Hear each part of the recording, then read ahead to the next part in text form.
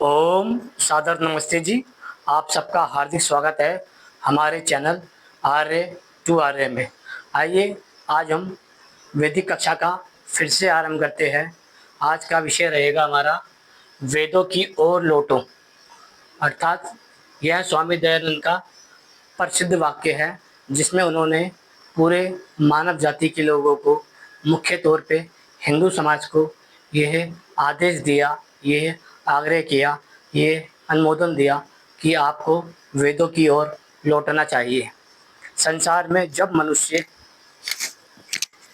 आगे की ओर जाता है तो एक अकेला स्वामी दयानंद खड़े होकर कहता है कि मनुष्य को वेदों की ओर लौटना चाहिए। अन्यथा आप जितने भी लोग देखेंगे वह सब आपको यही कहते दिखाई देंगे कि हमको सदा ही आगे बढ़ना चाहिए। अर्थात इसका क्या कारण है कि स्वामी दयानंद ने उस दिशा से जो नदी बह रही थी, उस गंदी नदी या गंदा नाला आप कह सकते हैं, उस बहते हुए नाले से अलग होकर यह कहा कि आपको पीछे वेदों की ओर लौटना चाहिए।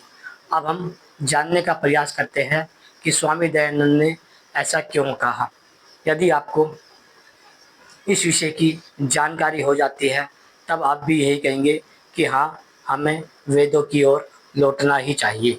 आइए इस विषय को समझने का प्रयास करते हैं। इस विषय को समझने से पहले हम थोड़ा सा स्वामी दयानंद के विषय में पढ़ लेते हैं, समझ लेते हैं। स्वामी दयानंद का जन्म एक पौराणिक परिवार में हुआ था। उनके पिताजी एक शैव मत को मानने वाले थे, अर्थात उनका मानना ये था जो शिवजी जी है वह ईश्वर है, अर्थात जो वह ईश्वर का अवतार आदि है उन पे विश्वास करते थे। वह मूर्ति पूजा को मानते थे। स्वामी दयानंद के पिताजी का अपना शिवजी जी का बड़ा सा मंदिर था जो कि गुजरात में स्थित है, टंकारा गांव में। जब स्वामी दयानंद सरस्वती को उनके पिता ने कहा कि आज आपको सावन का व्रत रखना पड़ेगा, तब उन्होंने सावन में व्रत आदि किया। तब उन्होंने देखा कि शिवलिंग के ऊपर चढ़ के चूहे उनका भोजन खा रहे हैं शिवलिंग का, तो उनको लगा कि यह वह शिव नहीं है जो संसार का निर्माता है, यह तो नकली शिव है। इसलिए उन्होंने 17 साल की आयु में इस व्यवस्था को समझ लिया कि मूर्ति पूजा तो निराधार है, पाखंड है, अंधविश्वास है और अनीश्वरवादी है, अर्थात ईश्वर की विरोधी है। तब उन्होंने 17 वर्ष की आयु में लगभग अपना घर छोड़ दिया। 17 वर्ष से लेके 30 वर्ष तक, यानी कि लगभग 13 वर्ष तक वह समाज में पूरे भारत में घूमे, अलग अलग मत पंथ लोगों के बारे में पढ़ा, विचार किया, तो सब में पाया उन्होंने कि सबके अंदर ही ढोंग, पाखंड, अंधविश्वास, जातिवाद और कुप्रथाएं चल रही हैं। तब उन्होंने निर्णय किया कि मुझे सर्वप्रथम एक ऐसे आचार्य की भूमिका निभानी पड़ेगी, ऐसे समाज सुधारक की भूमिका निभानी पड़ेगी जो समाज सुधार के साथ साथ धर्म सुधार का कार्य कर सके। इसलिए स्वामी दयानंद का जीवन जब आप पढ़ते हैं तो आपको समझ आता है कि उनको कई लोगों ने जो जहर दिया वह सभी उन्हीं संप्रदाय के लोग थे, उन्हीं संप्रदाय के गुंडे आदि थे जिनके कारण उनका धंधा चौपट हो जाता था। स्वामी दयानंद को लगभग लगभग कहते हैं लोग कि 17 बार जहर दिया गया, अलग अलग स्थान पर अलग अलग व्यक्तियों के द्वारा। कई प्रकार तो उनको डंडों से या पत्थरों से, गोबर से, मिट्टी से भी मारा। कई बार तो उनका पुतला बनाकर गधे पे बिठाकर समाज में घुमाया।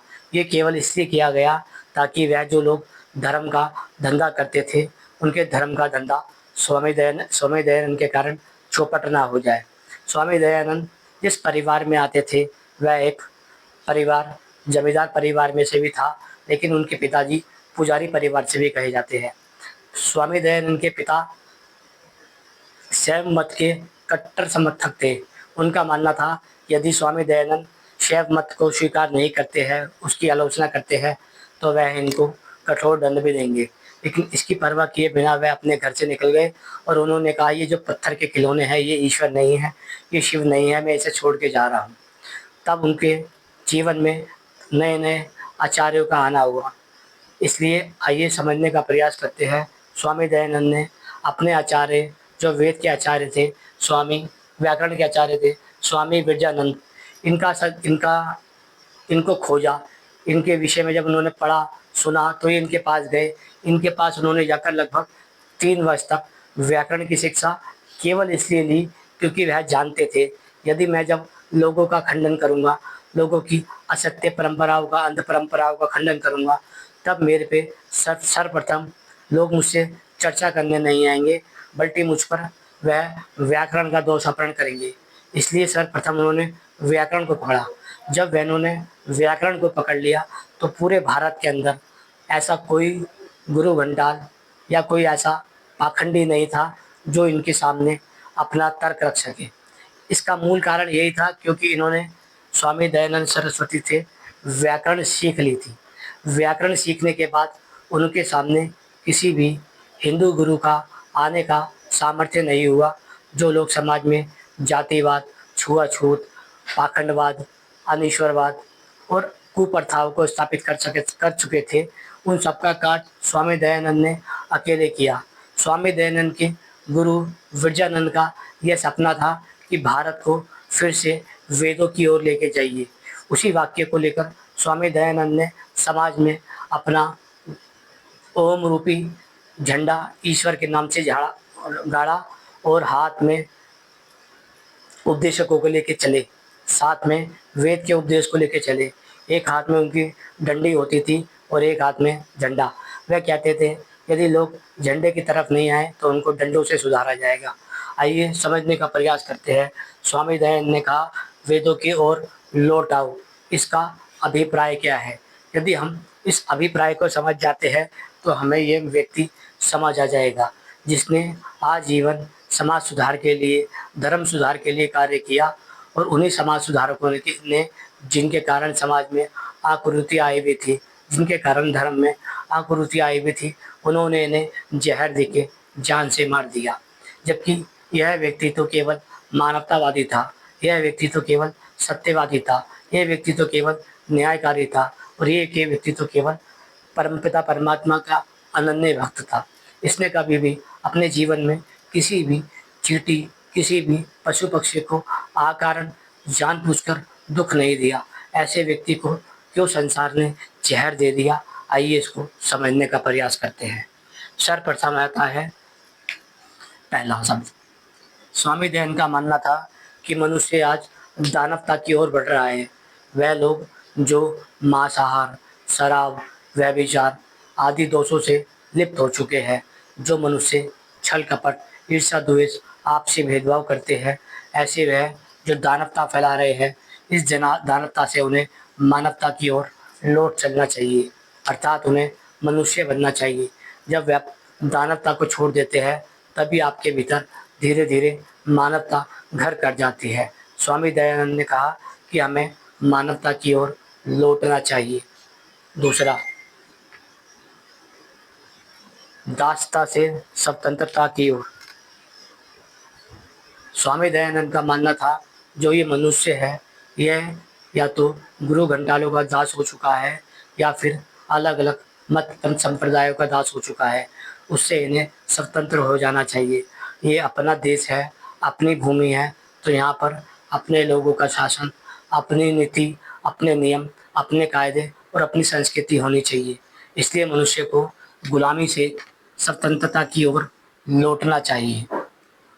तीसरा, उन्होंने कहा मूर्ति पूजा के पाखंड से हमें ईश्वर की ओर लौटना चाहिए। ये संसार में जो आप मूर्तियाँ देख रहे हो, यह वह पत्थर के खिलौने हैं जिसे कुम्हार या व्यापारी आदि बनाते हैं, और आपको पाखंडियों के द्वारा यह बता दिया जाता है कि यह भगवान है, जबकि भगवान की मूर्ति भगवान नहीं हो सकती, और मूर्तियाँ कभी भी भगवान या ईश्वर नहीं होता।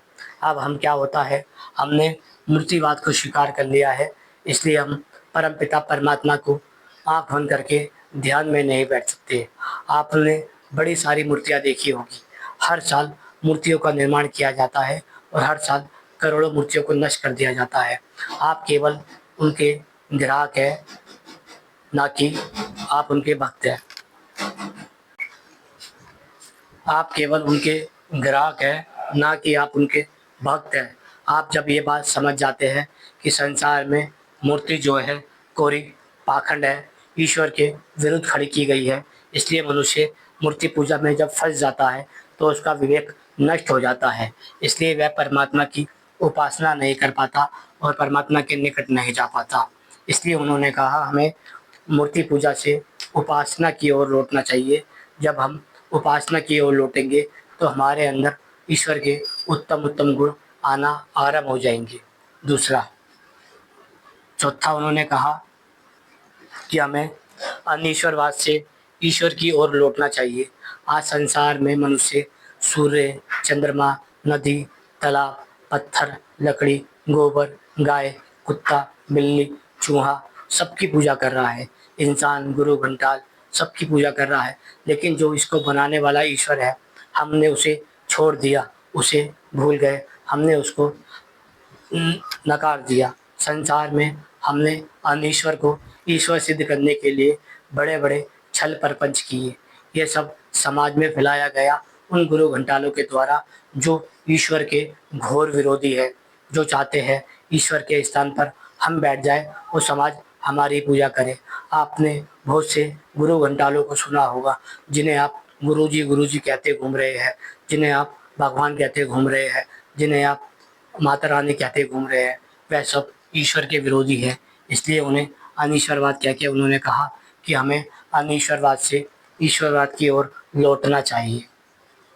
उसके बाद उन्होंने कहा कि हमें सभ्यता से संस्कृति की ओर लौटना चाहिए।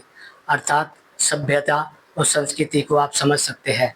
संसार में एक ही संस्कृति है, उसे कहा जाता है परमपिता परमात्मा के द्वारा स्थापित वैदिक संस्कृति। उसके द्वारा उसके अलग जितनी भी बनाई जाती है सभ्यता, वह सब की सब वेद की संस्कृति की विकृति है। उसका निर्माण मनुष्य के द्वारा किया जाता है, जैसे इस्लाम, ईसाइयत, बौद्ध मत, जैन मत, सिख मत और यहाँ तक कि हिंदू मत भी, वह सब उन्हीं विकृतियों के रूप में आता है, क्योंकि यह सारी चीज़ें संस्कृति के विरुद्ध है। इसलिए उन्होंने कहा कि हमें सभ्यता से संस्कृति की ओर लौटना चाहिए, क्योंकि संस्कृति ही ईश्वर की व्यवस्था है। फिर उन्होंने कहा मनुष्य को कुसंस्कार से संस्कार की ओर लौटना चाहिए। आज जो आप समाज में अश्लीलता देख रहे हैं, तब उन्होंने इस पे कहा था कि मनुष्य को अपना बालकपन ब्रह्मचार्य जीवन में उतारना चाहिए, उसके बाद गृहस्थ आश्रम में कदम रखना चाहिए। जब हम बच्चों का आज ब्रह्मचार्य देख रहे हैं कि वह छल कपट के कारण या अश्लीलता के कारण नष्ट होता जा रहा है, जिसका प्रभाव अब गृहस्थियों पे पड़ना पड़ा है।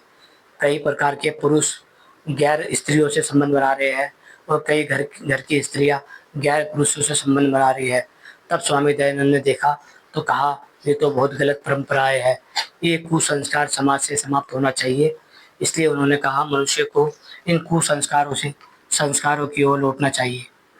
फिर उन्होंने कहा कि जो समाज में मंदिर स्थापित किए गए हैं ईश्वर के नाम पर, ऐसे छल कपट पाखंड मिथ्या प्रचारों से हमें बचना चाहिए और हमें ज्ञान प्राप्ति के लिए, धर्म प्राप्ति के लिए, विद्या प्राप्ति के लिए गुरुकुल की ओर लौटना चाहिए।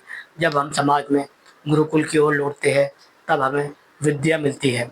विद्या ही निर्णय करती है कि सत्य क्या है, असत्य क्या है, धर्म क्या है, अधर्म क्या है, न्याय क्या है, अन्याय क्या है, मानवता क्या है, आतंकवाद क्या है, भक्ष्य क्या है, अभक्ष्य क्या है, उचित क्या है और अनुचित क्या है। जब हम इस विषय को समझ जाते हैं तभी हमें ये चीज़ समझ आती है। इसलिए उन्होंने कहा मंदिर से हमें गुरुकुल की ओर लौटना चाहिए। फिर उनका वाक्य था कि मूर्खता से हमें तार्किकता की ओर लौटना चाहिए। मूर्खता इसे कहा जाता है कि आप किसी भी बात को अंधविश्वास पूर्ण होकर ना माने। जैसे समाज में आज बहुत सी बातों को गलत प्रचारित किया जाता है कि जैसे कि ईश्वर का अवतार लेकर आना, ईश्वर का संदेश वाहक होना, ईश्वर का गरुड़मवाद का स्थापित करना, ईश्वर के नाम पर छल कपट आदि करना, ईश्वर के नाम पे मूर्ति पूजा स्थापित करना, ईश्वर के नाम पर व्यभिचार को स्थापित करना, ईश्वर के नाम पे शराब आदि को स्थापित करना, ईश्वर के नाम पे बलि कुर्बानी को स्थापित करना, ये सब ढोंग पाखंड आदि है। इन्हें छोड़ देना चाहिए और मनुष्य को विवेकवान बनना चाहिए। उन्हें निर्णय लेने के लिए बुद्धि का उपयोग करना चाहिए, अपनी आत्मा गुण का उपयोग करना चाहिए। जो चीज़ मेरे लिए बुरी है वह संसार के लिए बुरी है। जिस चीज़ से मुझे दुख मिलेगा उससे अन्य को भी दुख मिलेगा, ऐसे कभी चीज़ का उपयोग नहीं करना चाहिए। इसलिए उन्होंने कहा हमें मूर्खता से तार्किकता की ओर लौटना चाहिए। अब आता है हमें भक्ष्य से अभक्ष्य की ओर लौटना चाहिए। भारत में एक समय ऐसा था कि जब मनुष्य पशु हत्या को पाप और अधर्म गिनते थे। ऐसे व्यक्ति को राजा के द्वारा कठोर दंड दिया जाता था। लेकिन व्यवस्थाएं जब बिगड़ी तब हमने ये देखा कि समाज में मांस को आहार के रूप में स्वीकार कर लिया गया और भोजन को दो भागों में बांट दिया गया। पहला मांसाहार और दूसरा शाकाहार। जबकि भोजन मांसाहार और शाकाहार नहीं होता है, भोजन भक्ष्य और अभक्ष्य होता है। भक्ष्य का अर्थ होता है क्या खाने योग्य है और अभक्ष्य का क्या मनुष्य के खाने योग्य नहीं है। जब हम इन चीज़ों को समझ जाते हैं तब हम समाज में धीरे धीरे हर एक चीज़ों को समझ जाते हैं। इसलिए ये जो पशु हत्या करके मांस प्राप्त किया जाता है ये मनुष्य का भोजन नहीं है और पशु हत्या करना अधर्म होता है, पाप होता है। जब पशु अपनी आयु पूरी कर लेते हैं, जब वह मर जाते हैं तब उनका मांस पशुओं के काम आता है, जानवर के काम। इसलिए जो मांस आदि का सेवन करता है वह मूलतः जानवर या राक्षस की श्रेणी में आता है। अब आता है विद्या, अर्थात ये जो अविद्या आपको दिखाई दे रही है, पाखंड दिखाई दे रहा है, ईश्वर का विरोध दिखाई दे रहा है, धर्म का विरोध दिखाई दे रहा है, इस सब का मूल कारण है अविद्या। यदि आप अविद्या को विद्या में परिवर्तन कर देते हैं तो समाज इसका विरोध बंद कर देता है। इसलिए उन्होंने कहा हमें अविद्या से विद्या की ओर लौटना चाहिए, भाग्य से पुरुषार्थ की ओर लौटना चाहिए।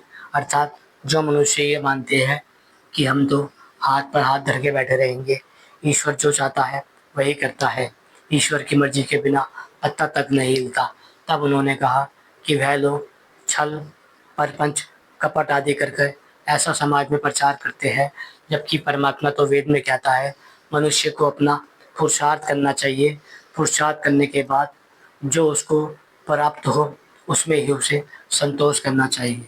इसलिए उन्होंने कहा हमें भाग्यवाद से पुरुषार्थ की ओर लौटना चाहिए। फिर उन्होंने कहा कि हमें पुजारी से आचार्य की ओर लौटना चाहिए। ये जो आप पंडित, पुजारी, फलित ज्योतिष, तांत्रिक आदि देख रहे हैं, उन्होंने कहा ये सब समाज को पाखंड, अंधविश्वास, अविद्या, अनीश्वरवाद की ओर ढकेल रहे हैं। ऐसे लोगों का समाज में विरोध होना चाहिए और वेद के आचार्यों की ओर हमें लौटना चाहिए। वेद का आचार्य ही आपको उचित शिक्षा दे सकता है। फिर उन्होंने कहा कि अवतारवाद से हमें ऋषियों की ओर लौटना चाहिए। ये जो हमने कहा कि ईश्वर का अवतार होता है कि वह राम जी, कृष्ण जी, हनुमान जी, परशुराम जी, वामन जी, लक्ष्मी, गणेश, दुर्गा, इन सब से छोड़कर हमें ऋषियों के ग्रंथों की ओर जाना चाहिए। पैगंबरवाद को छोड़ के, संतानवाद को छोड़कर हमें ऋषियों के ग्रंथ की ओर जाना चाहिए। जब हम ऋषियों के ग्रंथ की ओर जाते हैं, ऋषियों की ओर की जाते हैं, तब हमें वह धीरे धीरे व्यवस्था सुधार में परिवर्तित होती दिखाई दे जाती है। आस्था से हमें धार्मिकता की ओर जाना चाहिए। आज मनुष्य अपने आस्था के नाम पे कुछ भी छल, परपंच और मिथ्यारोपण कर रहा है, जिससे समाज धीरे धीरे नशे की ओर, मांस की ओर, पशु हत्या की ओर बढ़ता जा रहा है। जहाँ पर पशु हत्या, शराब, नशे को स्वीकार कर लिया जाता है, वह समाज धीरे धीरे अपने पतन की ओर चला जाता है। तब उन्होंने कहा हमें धार्मिकता की ओर जाना चाहिए और धर्म को धारण करना चाहिए। अंधविश्वास से जिज्ञासा की ओर उन्होंने कहा कि हमें किसी भी बात पर अंधविश्वास नहीं करना चाहिए, बल्कि हमें उसे जिज्ञासा पूर्वक समझने के लिए बुद्धि और विवेक का उपयोग करना चाहिए। जब आप किसी भी व्यक्ति पे अंधविश्वास कर लेते हैं तब आप धीरे धीरे नष्टता की ओर चले जाते हैं। स्वामी दयानंद ने एकमात्र खड़े होकर ये उद्घोष किया, यदि मनुष्य अंध परंपराओं में बढ़ जाता है तब वह विवेकहीन होकर सब धीरे धीरे नष्ट हो जाता है। दुष्टता से सज्जन की ओर उन्होंने कहा कि मनुष्य को असत्य, अन्याय, अधर्म, पाप, छल, ईर्ष्या, द्वेष को छोड़कर मानवता की ओर, कल्याणकार की ओर जाना चाहिए। इसलिए वह कहते थे मनुष्य को अपनी दुष्टता का त्याग कर कर सज्जनता की ओर जाना चाहिए। फिर उन्होंने कहा ये जो समाज की व्यवस्था है, जिसे आप देख रहे हैं, ये जो जाति व्यवस्था है, इसको समाज को नकार देना चाहिए और समाजवाद की स्थापना करनी चाहिए। जब आप इस जाति व्यवस्था को, समाजवाद को समझते हैं तो आपको समझ आता है वर्तमान की स्थिति में जातिवाद को धीरे धीरे समाजवाद में परिवर्तन कर दिया गया है। आज किसी भी समाज का व्यक्ति पुलिस वाला बन सकता है, किसी भी समाज का व्यक्ति आचार्य बन सकता है, किसी भी समाज का व्यक्ति प्रधानाचार्य बन सकता है, किसी भी समाज का व्यक्ति आर्मी का अफसर बन सकता है, किसी भी समाज का व्यक्ति लकड़हार, सुनार, कुम्हार, अलग अलग प्रकार का व्यवसाय को धारण कर सकता है। उसी प्रकार यदि यह सब लोग अपने आपसी प्रेम संबंध, अपने वैवाहिक संबंध को भी स्वीकार कर ले तो फिर यह समाजवाद बन जाएगा। लेकिन हमने केवल जातिवाद को ही स्थापित किया है, जिसमें ब्राह्मण समाज अपनी ब्राह्मण पुत्रियों का विवाह अपने समाज के लोगों से करना चाहता है, चाहे वह शराबी हो, मांसाहारी हो, जुआरी हो, छल्ली हो, कपटी हो, चोर हो, बदमाश हो, गुंडा हो। ऐसे ही आपको अन्य समाज समझ लेने चाहिए। ये सारे के सारे केवल जाति के आधार पर अपनी संतानों का विवाह कर रहे हैं, जिसके ये समझ आ रहा है कि धीरे धीरे समाज नष्ट होता दिखाई दे रहा है। जबकि शराबी के साथ व्यवहार, संबंध बनाना भी गलत होता है। इसलिए स्वामी दयानंद ने कहा मनुष्य को जाति व्यवस्था से समाज व्यवस्था की ओर जाना चाहिए। जब आप इस बात को समझते हैं तो संसार की आप बहुत चीज़ों को समझ जाते हैं। उसी प्रकार उन्होंने कहा कि ये जो मनुष्य आज असत्यवादी हो गया है, इससे उसे सत्य की ओर जाना चाहिए। ये जो अन्यायकारी हो गया है, इससे उसे न्याय की ओर जाना चाहिए। ये जो विवेकहीन हो गया है, इससे उसे विवेक की ओर जाना चाहिए। ऐसे ही मूर्ति पूजा को छोड़ के हमें ईश्वर की ओर जाना चाहिए। छल प्रपंच को छोड़कर मानवता की ओर जाना चाहिए। हो सकता है कि आपके जीवन में अभी बहुत से दोष हो। यदि कोई मनुष्य पाप आदि कर्म से छूटना चाहता है तो उसके पास केवल यही मार्ग बचता है। स्वामी दयानंद ने डंके की चोट पर खड़ा होकर कहा था कि हमें वेद की ओर लौटना चाहिए, क्योंकि वेद ही एक ऐसी व्यवस्था है जो हमारा मानसिक, शारीरिक और आत्मिक उत्थान करती है। इसलिए हमें मानवता को धारण करना चाहिए, ना कि दानवता को। हमें स्वतंत्रता को धारण करनी चाहिए, ना कि दासता को। हमें उपासना को स्वीकार करना चाहिए, ना कि मूर्ति पूजा को। हमें ईश्वर को स्वीकार करना चाहिए, ना कि अनीश्वरवाद को। हमें वैदिक संस्कृति को स्वीकार करना चाहिए, ना कि वैदिक विकृति को। हमें संस्कार को स्वीकार करना चाहिए, ना कि कुसंस्कार को। हमें गुरुकुलों को स्वीकार करना चाहिए, ना कि पत्थरों के मंदिरों को। हमें तार्किकता को स्वीकार करना चाहिए, ना कि मूर्खता को। हमें भक्ष्य भोजन को स्वीकार करना चाहिए, ना कि अभक्ष्य पदार्थ को। हमें विद्या को ग्रहण करना चाहिए, ना कि अविद्या को। हमें पुरुषार्थ को स्वीकार करना चाहिए, ना कि भाग्यवाद को। हमें आचार्य कुल को स्वीकार करना चाहिए, ना कि पुजारी पंडित संगठन को। हमें ऋषियों की मान्यता को स्वीकार करना चाहिए, ना कि अवतारवाद और संदेशवाहक को। हमें जिज्ञासा को प्राथमिकता देनी चाहिए, ना कि अंधविश्वास को। हमें सज्जनता की ओर लौटना चाहिए, ना कि दुष्टता की ओर। ऐसे ही हमें समाजवाद को स्वीकार करना चाहिए, ना कि जातिवाद को। जब हम इस व्यवस्थाओं को समझ जाते हैं तब हमें इस वेद के इस वाक्य का जो स्वामी दयानंद ने दिया है कि वेदों की ओर लौटो, तब हमें इसकी सार्थकता का अनुभव होता है। ऐसे ही हम जब कहते हैं वेदों की ओर लौटो, तो इसका अर्थ यही होता है कि हम आपको इन सब व्यवस्थाओं से परिवर्तन करना चाहते हैं जो आपके जीवन में आज स्थापित हो गई है। आज हर व्यक्ति किसी न किसी प्रकार से छल करना चाहता है और सोचता है कि मुझे सुख मिल जाएगा। ये जो जीवन का कुछ पलों का सुख है, इसके लिए वह ना जाने अपने जीवन में कितने दुख को भो रहा है, इसकी वह कल्पना भी नहीं कर सकता। जब आप कुछ कर्म करते हैं तो आपको समझ आ जाता है कि मेरा किया हुआ कर्म कभी भी खाली नहीं जाता। तब मनुष्य को समझ आता है कि हमने जो कर्म किए हैं वह हमें भोगने ही पड़ेंगे। चाहे आप उस ईश्वर को माने या ना माने, चाहे आप उस ईश्वर को माने और या ना माने, दोनों ही अवस्था में आपको सुख और दुख में वह अवस्था को स्वीकार करना पड़ता है, क्योंकि ईश्वर तो सदा ही न्यायकारी है, वह तो न्याय करने वाला है। जब मनुष्य अपने अज्ञान के कारण, अपने पाखंड के कारण, अपने दानवता के कारण, अपने छल प्रपंच के कारण, अपने ईर्ष्या द्वेष के कारण, अपनी मूर्खता के कारण समाज में दुष्टता फैलाता है, तब वह समाज धीरे धीरे उसके घर में भी घुस जाता है। इसका अर्थ यह है कि व्यक्ति से परिवार का निर्माण होता है, परिवार से समाज का निर्माण होता है, समाज से राष्ट्र का निर्माण होता है और राष्ट्र से संसार का निर्माण होता है। यदि हमें संसार को सुखमय बनाना है तो हमें मनुष्य को सुखी बनाना पड़ेगा, और सुखी बनाने का मूल मंत्र है वेद के अंदर। आशा करते हैं ये विषय आपको समझ आ गया होगा।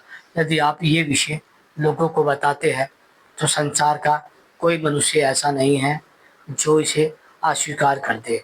वह आपसे तर्क वितर्क कर सकता है, चर्चा कर सकता है, जिसमें आपको उसका समाधान करना है, ना कि उसका विरोध करना है।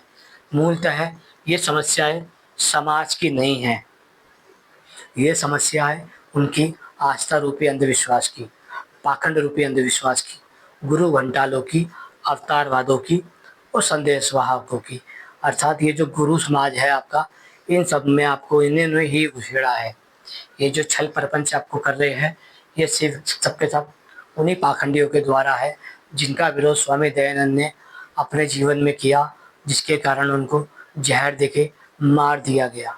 आर्य समाज के कई विद्वान जहर देके हत्या करके इसलिए मार दिए गए क्योंकि उन्होंने समाज में जाके समाजवाद को स्थापित किया, धार्मिकता को स्थापित किया, मानवता को स्थापित किया, छल प्रपंच पे कठोराघात किया और अधर्म पे, अन्याय पे उन्होंने बड़े सारे घोर षड्यंत्र को झेला है। आशा करते हैं ये विषय आपको समझ आ गया होगा। यदि ये विषय समझ आ गया है तो चैनल को लाइक कीजिए, शेयर कीजिए, सब्सक्राइब कीजिए। ओम नमस्ते जी।